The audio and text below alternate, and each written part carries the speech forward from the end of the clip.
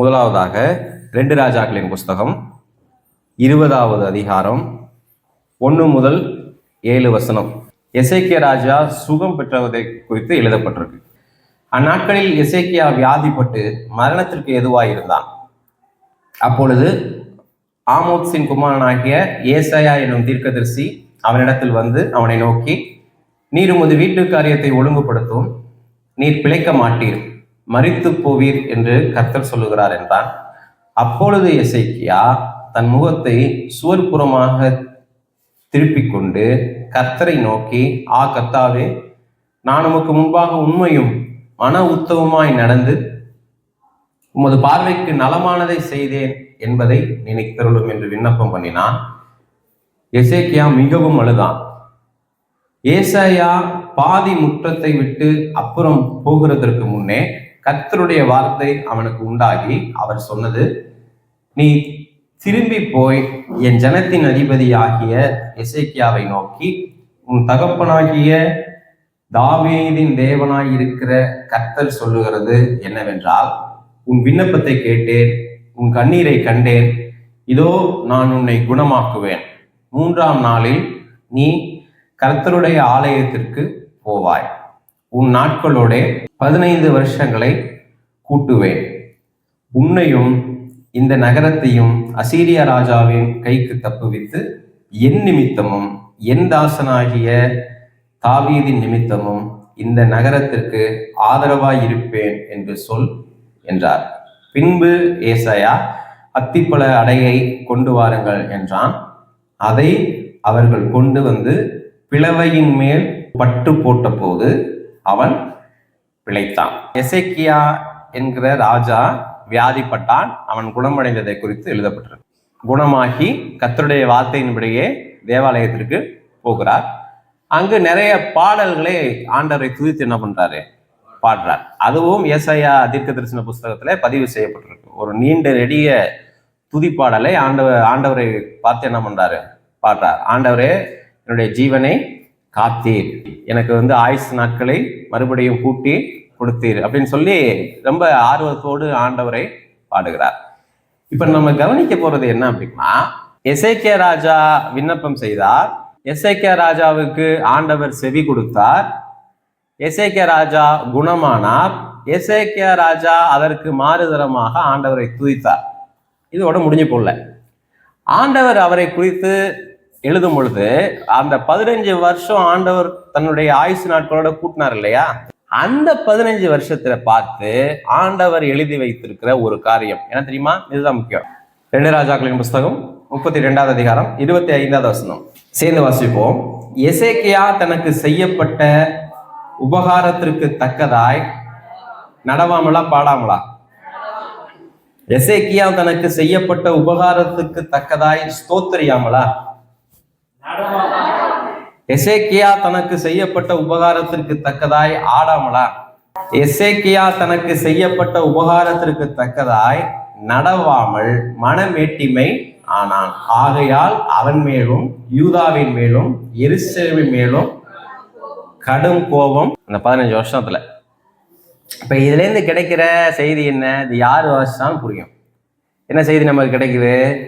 தேவன் எனக்கும் நமக்கும் ஒருவேளை இந்த ஆண்டு முழுவதும் உபகாரங்களை செய்திருப்பார் என்று நம்ம ஒப்புக்கொண்டோம் என்று சொன்னால், தேவன் உங்களிடத்திலும் என்னிடத்திலும் எதிர்பார்ப்பது வெறும் வாயினால் சொல்லப்படுகிற ஸ்தோத்திரங்கள் மட்டுமல்ல. ஆண்டவரை துதிக்கணும், ஆண்டவரை ஸ்தோத்திரிக்கணும். ஒருவேளை இந்த காலை நேரத்துல அப்படிப்பட்ட எண்ணத்தோடு நாம் வந்திருப்போம் என்று சொன்னால் அது நல்லது.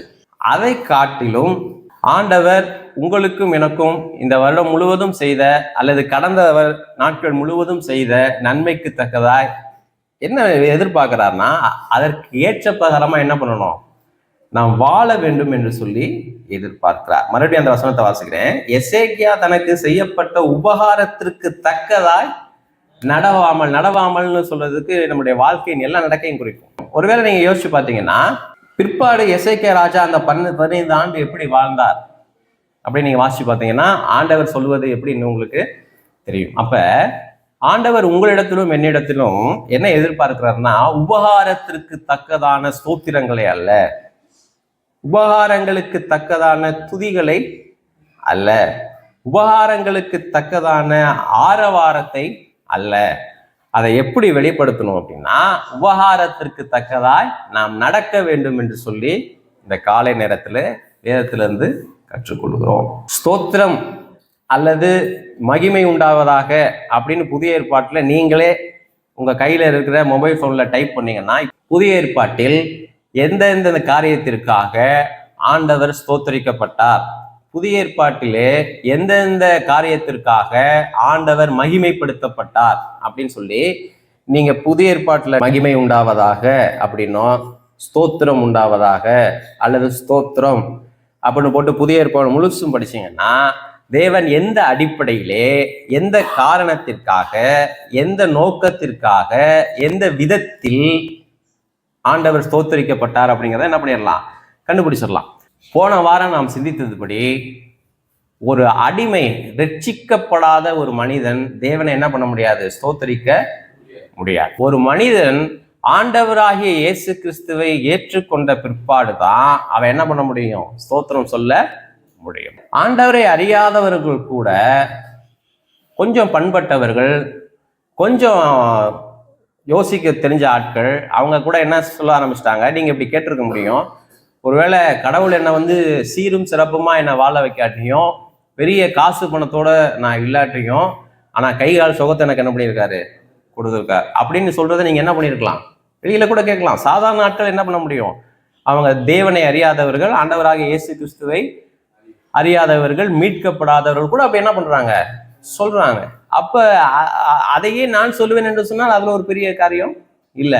இந்த மாதிரியும் நான் கேட்டிருக்கேன்.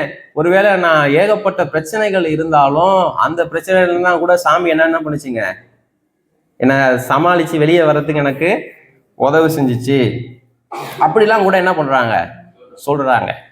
இதுல இருந்து என்ன செய்தி கிடைக்குது நம்மளுக்கு அப்படின்னா, எல்லாரும் ஒரு விதத்துல ஏதோ விதத்துல என்ன பண்றாங்க, யோசிக்கிறாங்க. கொஞ்சம் யோசிக்கிறவங்க கூட எதுக்கு நன்றி சொல்லணும் அப்படின்னு புரிஞ்சுக்கிறாங்க. ஆனா அதை காட்டிலும் மேலான ஒரு விதத்திலே ஆண்டவரை அறிந்தவர்களாய் இருக்கிற நாம் அவரை ஸ்தோத்தரிக்க வேண்டும் என்று சொல்லி தேவன் என்ன பண்றாரு, விரும்புகிறார். முதலாவதாக கொலோசியருக்கு எழுதின நிருபம் 1வது அதிகாரம் 13வது வசனம். இருளின் அதிகாரத்திலிருந்து நம்மை விடுதலையாக்கி தமது அன்பின் குமாரனுடைய ராஜ்யத்திற்கு உட்படுத்தினவருமாய் இருக்கிற பிதாவை ஸ்தோத்தரிக்கிறோம்.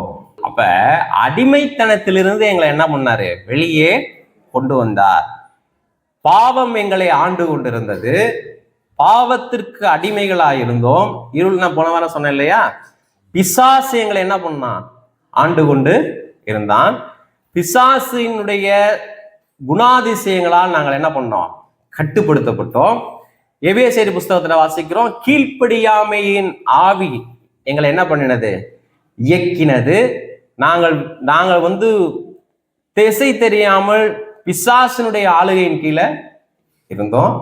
பாவ பழக்க வளங்களுக்கு என்ன பண்ணோம், அடிமையா இருந்தோம். குடிக்கு அடிமையா இருந்தோம், வெறிக்கு அடிமையா இருந்தோம், சிற்றின்பங்களுக்கு என்ன பண்ணோம், அடிமையா இருந்தோம், கேட்டுக்கு அடிமையா இருந்தோம். இப்படியெல்லாம் ஒரு பெரிய ஆதிக்கத்தின் கீழாக, அதாவது எனக்குள்ளே என் சரீரத்தில் இருக்கிற அந்த தீய ஆற்றல், அதற்கு என்னை விடுதலையாக்கின இருளின் அதிகாரத்திலிருந்து நம்மை விடுதலையாக்கி தமது அன்பின் குமாரனுடைய ராஜ்யத்திற்கு நம்மளை என்ன பண்ணாராம், உட்படுத்தின பிதாவை ஸ்தோத்தரிக்கிறோம். இப்ப முதல்ல அடிமைத்தனத்திலிருந்து நான் விடுவிக்கப்பட்டேன், அந்த நிச்சயம் உள்ள மனிதன் கடவுளை என்ன பண்ண முடியும், ஸ்தோத்தரிக்க முடியும். அதுல என்ன உண்டு, ஒரு பெரிய அர்த்தம் உண்டு. புதிய ஏற்பாட்டின் அடிப்படையில ஒரு மனிதன் உளமாற ஆண்டவரை எப்ப ஸ்தோத்தரிக்க முடியும் அப்படின்னா, நான் அடிமைத்தனத்திலிருந்து என்ன பண்ணேன், எனக்குள்ள இருக்கிற ஆசாபாசங்களுக்கு அடிமையா இருந்தேன், இச்சைகளுக்கு என்ன பண்ணேன், அடிமையா இருந்தேன்.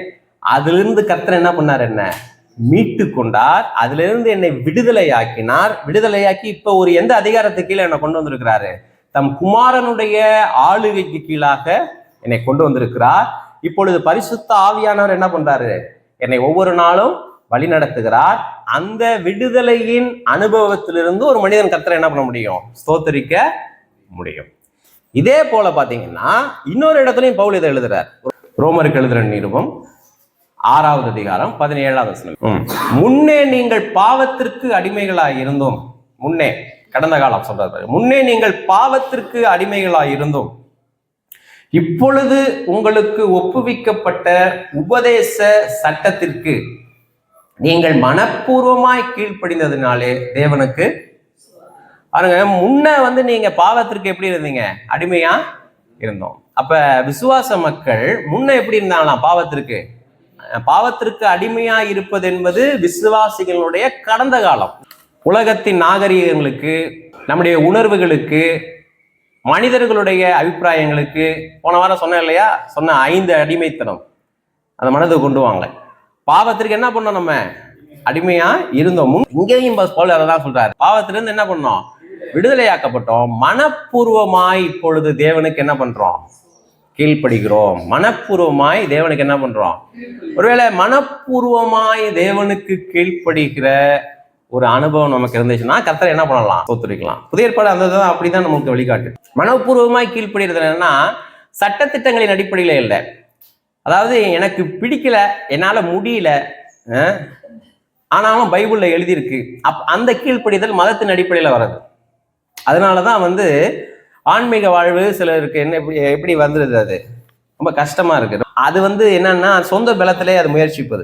இருளின் அதிகாரத்தில் இருந்து கொண்டே, பாவத்தின் அதிகாரத்தில் இருந்து கொண்டே ஒரு மனிதன் கடவுளிடத்திலே ஆசைப்படும் பொழுது அவனால் அது என்ன பண்ணாது? முடியாது. மனப்பூர்வமாய் தேவனை நேசிக்க முடியாது. மனப்பூர்வமாய் தேவனை விசுவாசிக்க முடியாது. மனப்பூர்வமாய் தேவனை விரும்ப முடியாது. ஏன்னா அவன் யாருக்கு அடிமையா இருக்கலாம்? தன்னுடைய சரீர இச்சைகளுக்கும், உலகத்திற்கும், பாவத்திற்கும், பிசாசுக்கும் எப்படி இருக்கலாம்? அடிமை. அவனை இயல்பாக விரும்பக்கூடிய காரியங்களுக்கு அவன் எப்படி இருக்கிறான்? அடிமையா இருக்கிறான். அப்ப இவனை தேவனை என்ன பண்ண முடியாது? மனப்பூர்வமாய் விசுவாசிக்க முடியாது. இங்க என்ன சொல்றாருன்னா, மனப்பூர்வமா நீங்க என்ன பண்ணீங்க? கீழ்ப்படிஞ்சீங்க. அப்படின்னா என்ன அர்த்தம்னா, அடிமைத்தனத்திலிருந்து இப்ப யார் உங்களை ஆளுகிற இடத்துக்கு வந்துட்டீங்க? தேவனுடைய ராஜ்யத்திற்கு நீங்க வந்துட்டீங்க. இது எப்படி நடக்குது? ஜலத்தினாலும் ஆவியினாலும் ஒருவன் பிறவாவிட்டால், அதுதான் கிறிஸ்தவ வாழ்வின் துவக்கம். ரோமர்கள் யோவான் சுவிசேஷ புத்தகம் 3வது அதிகாரம் நீங்க வாசிக்க வேண்டாம். 3வது அதிகாரத்துல நிக்கதேமுக்கு சொல்றாரு. அவன் கையில பைபிள் இருக்கு. நிக்கதேமு ஒரு வேத பாரகன், பைபிளை வாசிக்கிற ஒரு ஆளு, ஜெபாலயம் போறவரு, யூத பாரம்பரியத்துல பிறந்தவரு. அவர்கிட்ட சொல்றாரு, கடவுள் என்னை ஆள முடியல, ஆனால் சட்டத்திட்டங்களை அவர் என்ன பண்ணுது? சட்டத்திட்டங்களை என்ன பண்றாரு? கை கொள்ள அவரு முயற்சிக்கிறார். அதுதான் ஆண்டவர் சொல்றாரு, ஆவியினாலும் ஜலத்தினாலும் ஒருவன் பிறவாவிட்டால் அவனை தேவன் என்ன பண்ண முடியாது? ஆள முடியாது. தேவன் எல்லா மனிதனையும் என்ன பண்ண முடியாது? ஆள முடியாது. கட்டுப்படுத்த முடியும். எந்த மனிதனும் அவரை மிஞ்சி என்ன பண்ண முடியாது? போக முடியாது. கொஞ்சம் ஆட்டம் போட்டா எல்லா மனிதனையும் அவர் என்ன பண்ண முடியும்? கட்டுப்படுத்த முடியும். கட்டுப்படுத்துவது வேறு, ஆளுகை செய்வது வேறு, வழி நடத்துவது வேறு. அப்ப born from above ஆங்கில வேதாகமத்துல வாசிங்கன்னா மேலிருந்து பிறப்பது. முதல் பிறப்பு எப்படி உண்டாகுது? சரீர பிறப்பு. என் தாய்க்கும் தகப்பனுக்கும் நான் பிறக்கிறேன்.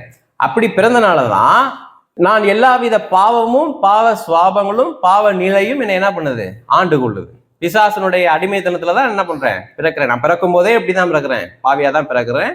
உலகம் என்ன பண்ணுது? ஆண்டு கொள்ளுது. இப்ப born from above அப்படின்னு நீங்க வாசிக்கலாம். தமிழ்ல வேலை மொழிபெயர்ப்புல வாசிங்கனாலும், ஆங்கில மொழிபெயர்ப்புல வாசிங்கனாலும், பரலோகத்தின் மூலமாக பிறப்பது, ஆண்டவராகிய இயேசு கிறிஸ்துவின் மூலமாக பிறப்பது, ஆவியினாலும் ஜனத்தினாலும் பிறப்பது. இது வேறொரு அனுபவம் இல்லை. ரட்சிப்பின் அனுபவத்தை பத்தி தான் அங்க வேதம் பேசுகிறது. அப்படி கடவுளால், தேவனால் ஒரு அற்புத விதத்திலே அந்த மனிதன் மறுபிறப்பு அடையும் பொழுது, ஆண்டவருடைய வசனத்தை கேட்கும் பொழுதுதான் நடக்கும். வசனத்தை கேட்டுதான் மறுபிறப்பு என்ன பண்ண முடியும்? அடைய முடியும். வசனத்தை கேட்டு மறுபிறப்பு அடையும் பொழுதுதான் அந்த மனிதன் என்ன பண்ண முடியும்? தேவன் ஆள முடியும். சரி, 2வது காரியம், எபேசியரின் புஸ்தகம் 1வது அதிகாரம் 3வது வசனம். நம்முடைய கர்த்தராகிய இயேசு கிறிஸ்துவின் பிதாவாகிய தேவனுக்கு ஸ்தோத்திரம்.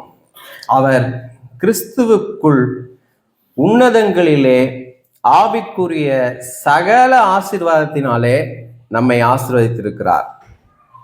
முதல்ல நான் ரட்சிக்கப்பட்டேன். ரட்சிப்புனா என்ன? அடிமைத்தனத்திலிருந்து வெளியே வருவது, தேவனால் ஆளப்படுகிற ஒரு வாழ்க்கையை பெறுவது. அதுதான் என்னது? ரட்சிப்பு. இது எதுக்கு ஆண்டவருக்கு நன்றி சொல்லணும் அப்படின்னா, இது என்னால நடந்தது கிடையாது. இதே எபேசியர்ல 2:8 வாசிங்க, அதை அழகா எழுதியிருக்காங்க.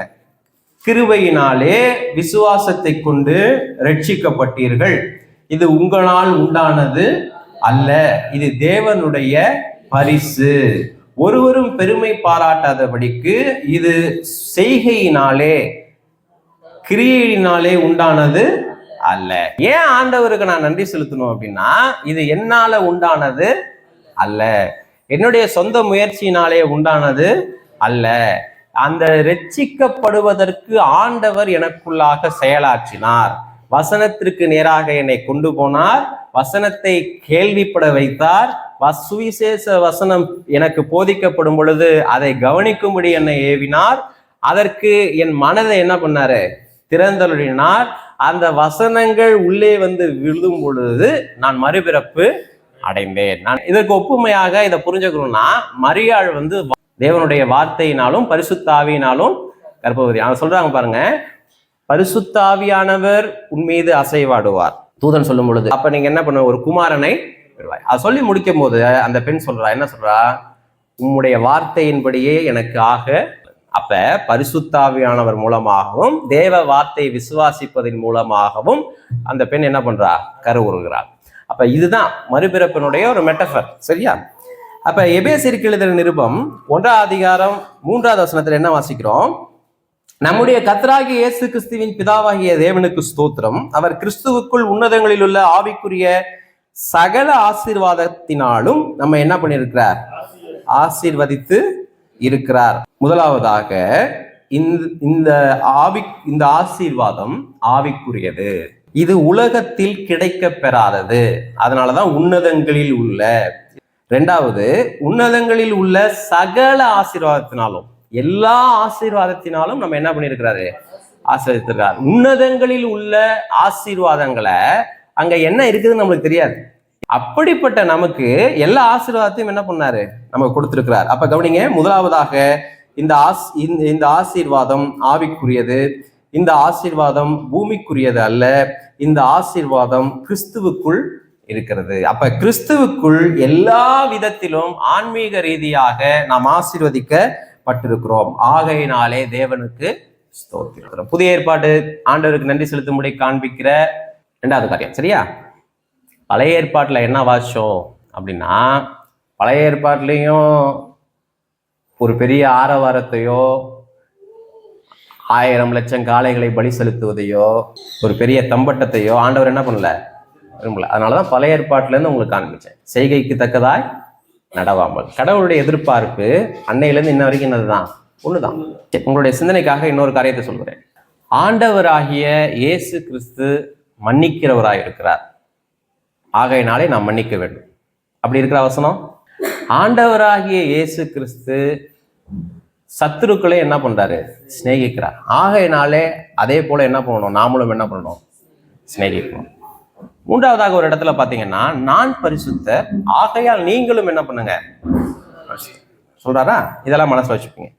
இப்ப எனக்கு மாதிரி யாரு, ஆண்டவராகிய இயேசு கிறிஸ்து. இப்ப ஒரு கேள்வி கேட்கிறேன், நீ மனசுல வச்சுங்க, அதுக்கு விடை தேட முயற்சி பண்ணுங்க. 2 கொரிந்தியர் புஸ்தகம் 8:16. அன்றியும் உங்களுக்காக இப்படிப்பட்ட ஜாக்கிரதை உண்டாயிருக்கும்படி தீத்துவின் இருதயத்தில் அருளின தேவனுக்கு என்ன சொல்ல வர்றாருன்னா, திருச்சபையின் மேம்பாட்டுக்காக, திருச்சபை கடவுளுடைய காரியங்களிலே எதிர்பார்ப்புகளிலே பெருகும்படி தீத்து என்கிற திருச்சபையின் ஊழியர் தேவன் மூலமாக ஒரு திட்டத்தை தனக்குள்ள என்ன பண்றார், பெறுகிறார்.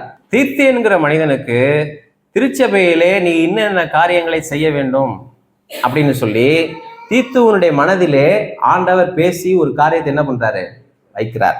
அதை பவுல் பார்த்துட்டு ஸ்தோத்தரிக்கிறார். அன்றியும் உங்களுக்காக இப்படிப்பட்ட ஜாக்கிரதை உண்டாயிருக்கும்படி தீத்துவின் இருதயத்தில் அருளின தேவனுக்கு, அருளின அப்படின்னா என்னன்னா, அது கொடையாக கொடுக்கப்பட்டது, கிஃப்ட், பரிசு. கவனிங்க, இந்த வருடம் முழுவதும் நம்ம யோசிச்சு பார்த்தோம்னா, இன்னொருவருக்கு ஊழியம் செய்யும்படி, இன்னொருவருக்கு ஆன்மீக காரியங்களிலே நாம் சேவை செய்யும்படி, நம்முடைய இருதயங்களிலே பரிசுத்த ஆவியானவர் ஏதாவது ஜாக்கிரதை உணர்வை வைத்தார் என்று சொன்னால் அவர்கள் என்ன பண்ணலாம்? கர்த்தரை என்ன பண்ணலாம்? ஸ்தோத்திரிக்கலாம். Let me explain. என் பிள்ளைகளுடைய ஆன்மீக காரியங்களிலே அக்கறை கொண்டு ரட்சிக்கப்படாத என்னுடைய பிள்ளைகளுடைய வாழ்க்கையிலே, கடவுள் இல்லாத என் பிள்ளைகளுடைய வாழ்விலே, தேவனற்ற என் கணவனுடைய வாழ்விலே, தேவனற்ற என் மனைவியுடைய வாழ்விலே, தேவனற்ற என் தாய் தகப்பனுடைய வாழ்விலே ஆண்டவர் இடைபட வேண்டுமே, ஆண்டவரால் சில நற்காரியங்கள் அவர்களுக்கு சம்பவிக்க வேண்டுமே என்று சொல்லி தேவன் மூலமாக ஒரு திட்டத்தையும் ஒரு ஜாக்கிரதை உணர்வையும் எல்லாம் நாம் இருதயத்திலே பெற்றோம் என்று சொன்னால் தேவனை என்ன பண்ணலாம்? அப்படி எது நடந்திருக்கா அந்த வருடம் நம்ம யோசிச்சு பார்ப்போம். வேற ஒன்றும் கிடையாது. நாளைக்கு வந்து ஷட் டவுன். அப்ப நாளைக்கு என் பிள்ளைக்கு உணவு கொடுக்க நான் எச்சரிக்கை உள்ளவனா இருக்கணும். அதுதான் ஜாக்கிரதை உணர்வு. அப்படி அந்த மாதிரி இன்னொருவருடைய ஆன்மாவிற்காக, இன்னொருவருடைய மீட்பின் வாழ்விற்காக ஏதேனும் ஜாக்கிரதையை, திட்டத்தை என் இருதயத்திலே ஆண்டவர் வைத்திருப்பார் என்று சொன்னால் அதற்காக என்ன பண்ணலாம்?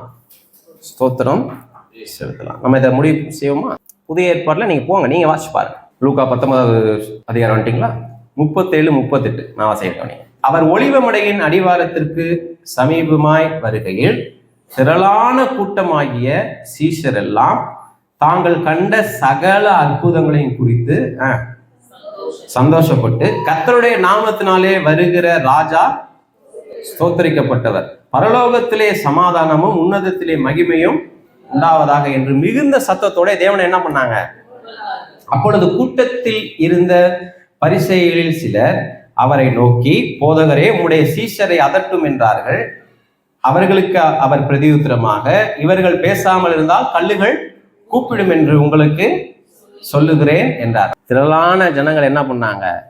அவர் செய்த அற்புதங்களை கண்டு கர்த்தருடைய நாமத்தில் வருகிறவர் ஸ்தோத்தரிக்கப்படவர்னு தேவனை என்ன பண்ணாங்களாம்? புகழ்ந்தாங்க. பரிசேயர்கள் அதை கேட்டு என்ன பண்ணாங்க? இவர்களை என்ன பண்ணோம்? அதட்டும். இல்ல இவங்க வந்து பேசாம இருந்தா கல்லுகள் கூப்பிடும் அப்படின்னு சொல்றாரு. இதோட நிறுத்திடுவோம். கீழே அடுத்த லைன் பாருங்க. அவர் சமீபமாய் வந்தபோது நகரத்தை பார்த்து அதற்காக என்ன பண்ணாரு? ஒரு பெரும் கூட்டம் அவர் என்ன பண்ணுது? துதிக்குது, ஸ்தோத்தரிக்குது. கடவுளுடைய நாமத்தினால வரப்போகிறவர் ஸ்தோத்தரிக்கப்பட்டவர். அப்புறம் ஏன் அலறாரு?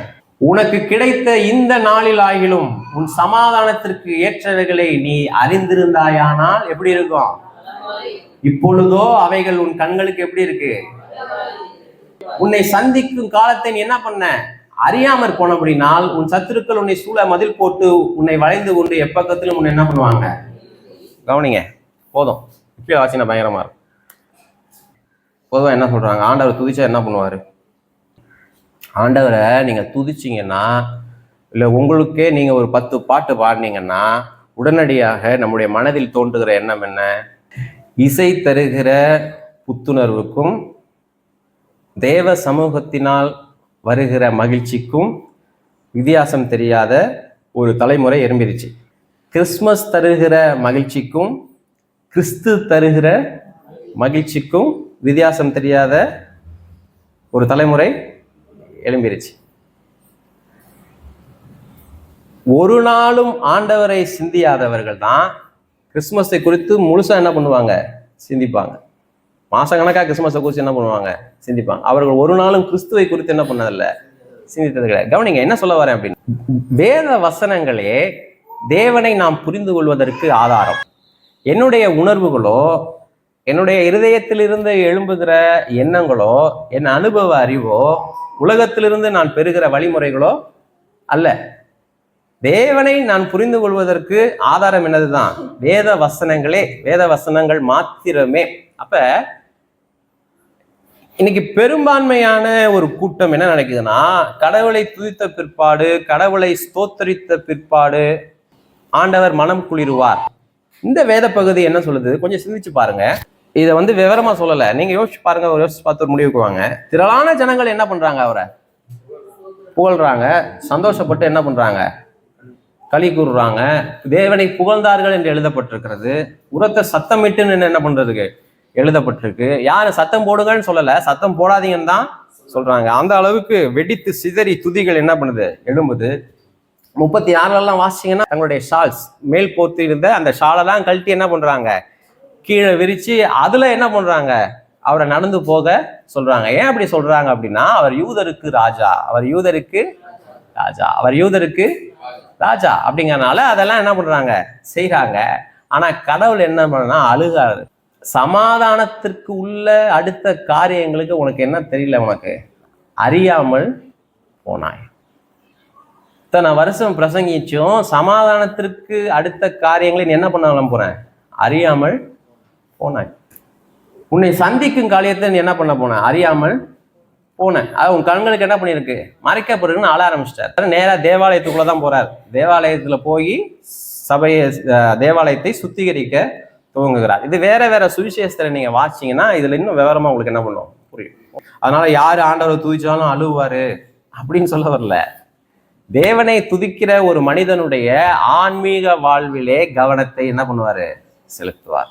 அதான் ஆண்டவரை துதிக்கும் பொழுது என்ன சொல்றாரு, நீ என்ன அளவுக்கு என்ன அறிஞ்சு வச்சிருக்க, மீட்புக்கு ஏதுவாக, சமாதானத்திற்கு ஏதுவாக, ரட்சிப்புக்கு ஏதுவாக எந்த விதத்துல என்ன அறிஞ்சு வச்சிருக்க. அவங்க என்ன நினைச்சிட்டாங்க, யூதர்களுக்கு ராஜா என்ன பண்ணிட்டாரு, வந்துட்டாரு, அவர் ரோம அரசாங்கத்துல இருந்து என்ன பண்ண போறாரு, நம்மள விடுதலையாக்க போறாரு. ஏன் விடுதலையாக்கும்னா ஒரு பெரிய நிதி சுமை அவங்க மேல இருக்கு. ரோமர்கள் நிறைய என்ன பண்றாங்க, வரி விதிக்கிறாங்க. அப்ப இயேசு கிறிஸ்து ராஜானா நிதி சுமை அவங்கள்ட்ட இருந்து என்ன பண்ணிடும், போயிடும். பண பற்றாக்குறை இல்லாம என்ன பண்ண முடியும், வாழ முடியும். அப்புறம் ரொம்ப ரோமர்கள் யூதர்களை ரொம்ப என்ன பண்றாங்க, அழிமைப்படுத்துறாங்க, ஒடுக்குறாங்க. நிறைய ஃப்ரீயா பிசினஸ் பண்ண முடியல. பிசினஸ் எல்லாம் என்ன ஆயிரும், நல்லா ஆயிரும். ஏன்னா யாரு வந்துடணும், யூதருக்கு இயேசு கிறிஸ்து ராஜாவானா பிசினஸ் என்ன ஆயிரும், டெவலப் ஆயிரும்.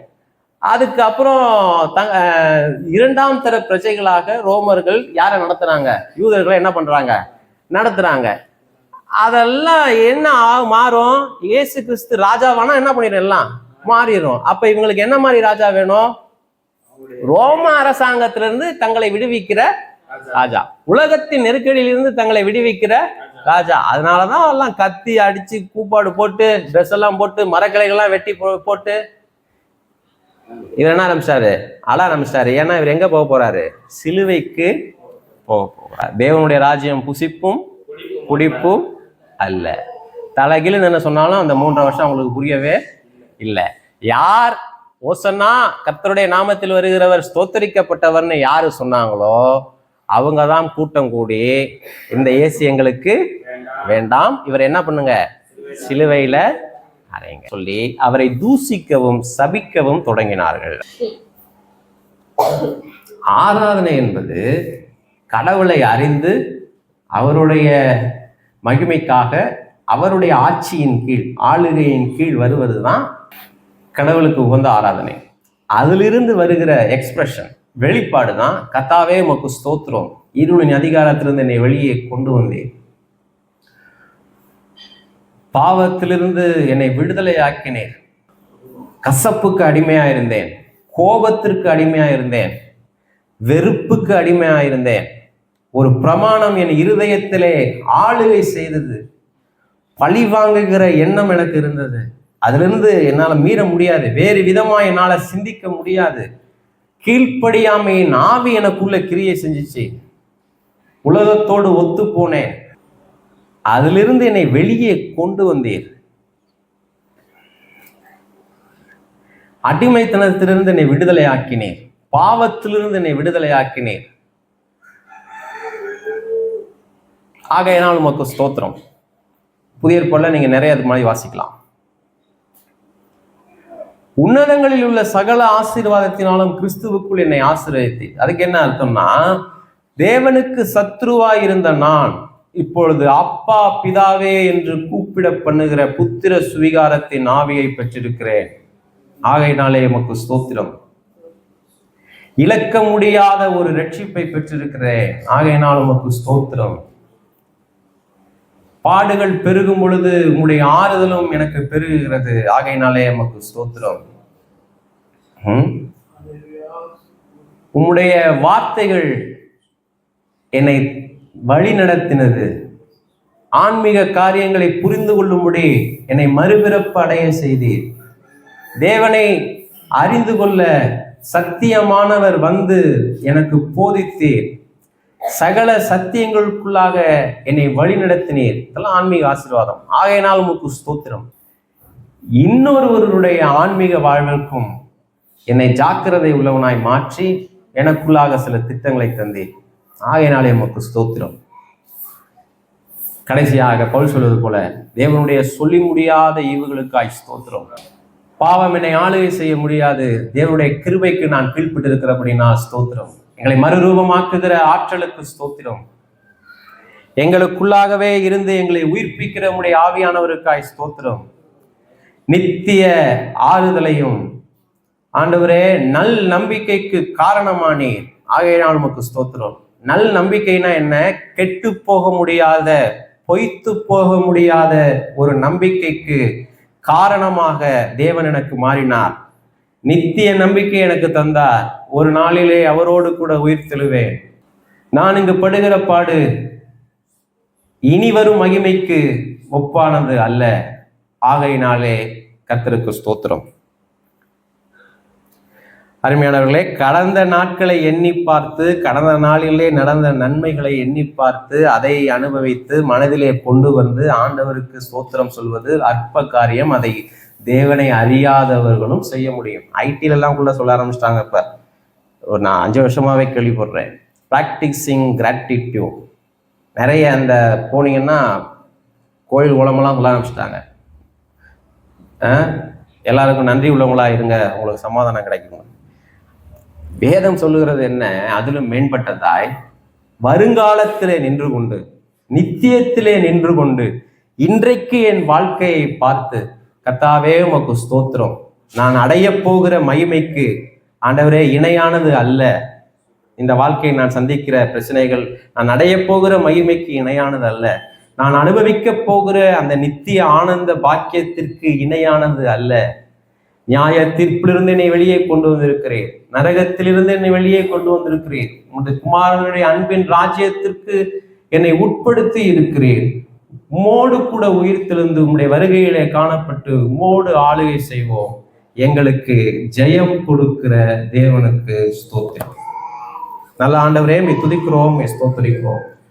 தூய ஆவியானவர் எங்கள் இருதயத்தை நன்றியினால் அல்ல, எங்கள் இருதயத்தையே நன்றி உள்ளதாய் நீ மாற்றி இருக்கிறீர்.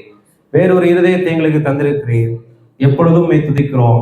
எல்லாவற்றிற்காக மே துதிக்கிறோம், மே ஸ்தோத்திரிக்கிறோம். எங்கள் வாழ்விலே நீ செய்த எல்லா உபகாரங்களுக்காக மே துதிக்கிறோம், மே ஸ்தோத்திரிக்கிறோம். சகலவற்றையும் இந்த ஆண்டு முழுவதும் எங்களுக்கு நன்மைக்கு ஏதுவாய் மாற்றினீர். ஆகையினாலே மே ஸ்தோத்திரிக்கிறோம், மே ஸ்தோத்திரிக்கிறோம். எங்கள் வீழ்ச்சியிலே உடைய கிருபை இருந்தது. எங்கள் வீழ்ச்சியிலே உடைய தேவ பலன் எங்களை தாங்கினது. ஆண்டவரே, மே ஸ்தோத்திரிக்கிறோம், மே துதிக்கிறோம், மகிமையை செலுத்துகிறோம். ஆண்டவரே, இன்னும் ஒரு படி உண்மை அறிந்து கொள்ளவும், நெருங்கி சேர்ந்து ஜீவிக்கவும் கர்த்தர் கொடுத்த எல்லா வாய்ப்புகளுக்காய் ஸ்தோத்திரம். பரம ஈவுகளை ருசி பார்க்க செய்த உங்களுடைய நல்ல கிருபைகளுக்காய் ஸ்தோத்திரம். உடைய நல்ல ஆவியானவர் எங்களை வழிநடத்தின எல்லா பாதைகளுக்காய் மே துதிக்கிறோம், மே ஸ்தோத்திரிக்கிறோம். இயேசு கிறிஸ்துவின் மூலமாய் இன்றைக்கும் என்றைக்கும் உமக்கு துதி உண்டாகட்டும் என்று சொல்லுகிறோம். வலுவாதபடி எங்களை காக்கவும், மகிமையுள்ள உம்முடைய சன்னிதானத்திலே கொண்டு போய் எங்களை நிலைநிறுத்தவும் வல்லமையுள்ள உம்முடைய நாமத்திற்கு இன்றைக்கும் என்றைக்கும் துதி உண்டாகட்டும் என்று சொல்லுகிறோம். இயேசு கிறிஸ்துவின் மூலமாய் சொல்லுகிறோம் பிதாவே, ஆமென். கர்த்தராகிய இருக்கிற இயேசு கிறிஸ்துவின் கிருபையும் பிதாவாகிய தேவனுடைய அன்பும் பரிசுத்த ஆவியாருடைய ஐக்கியமும் சமாதானமும் போதனையும் வழிநடத்துவதும் இன்றைக்கும் என்றைக்கும் நம் அனைவரோடு கூட இருப்பதாக. ஆமென்.